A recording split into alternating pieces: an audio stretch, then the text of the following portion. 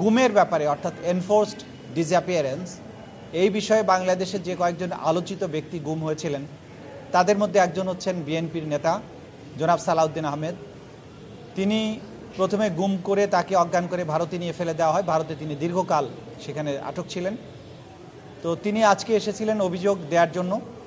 আমরা সেই অভিযোগটা গ্রহণ করেছি। সেখানে সাবেক প্রধানমন্ত্রী শেখ হাসিনা, স্বরাষ্ট্রমন্ত্রী আসাদুজ্জামান খান কামাল, তদানীন্তন আইজিপি বেনজির আহমেদ এবং বিখ্যাত বা কুখ্যাত যাই বলেন র্যাবের জিয়াউল হাসান, তাদের বিরুদ্ধে সহ আরও কয়েকজনের বিরুদ্ধে তিনি গুমের অভিযোগ দায়ের করেছেন।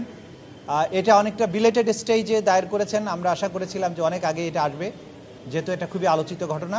আমরা অভিযোগটা নিয়েছি, তাৎক্ষণিকভাবে আমরা আজকে এটা তদন্ত সংস্থার কাছে পাঠিয়ে দেব। তারা তদন্তপূর্বক দ্রুত ব্যবস্থা নেবেন। কারণ আপনারা জানেন যে আমাদের তদন্ত, অধিকাংশ মামলার তদন্ত একটা চূড়ান্ত পর্যায়ে রয়েছে। গুম সংক্রান্ত তদন্তগুলো যেহেতু অভিযোগের সংখ্যা অনেক বেশি এবং অনেক বেশি কমপ্লিকেটেড, যে সমস্ত মানুষ গুমের শিকার হয়ে কখনো ফিরে আসেননি, যাদেরকে আমরা ধারণা করছি যে যাদেরকে হত্যা করা হয়েছে, তাদের বিষয়গুলো সলভ করাটা সময় লাগতে পারে। কিন্তু যেগুলো সার্ভাইভার্স আছেন, যে সমস্ত ভিকটিম ফিরে এসেছেন, তাদের মামলাগুলো প্রমাণ করাটা সহজ এবং দ্রুততার সাথে সম্ভব। সেক্ষেত্রে সালাউদ্দিন সাহেব যে এগিয়ে এসেছেন, এটা আমাদের তদন্ত কাজকে সাহায্য করবে। এটা এরকম যারা ভিকটিম এখনও আছেন, তারা যদি এগিয়ে আসেন তাহলে বিচার কার্য দ্রুত সমাপ্ত হবে এবং জাতি এই গুমের কালচার থেকে বেরিয়ে আসার একটা রাস্তা খুঁজে পাবে।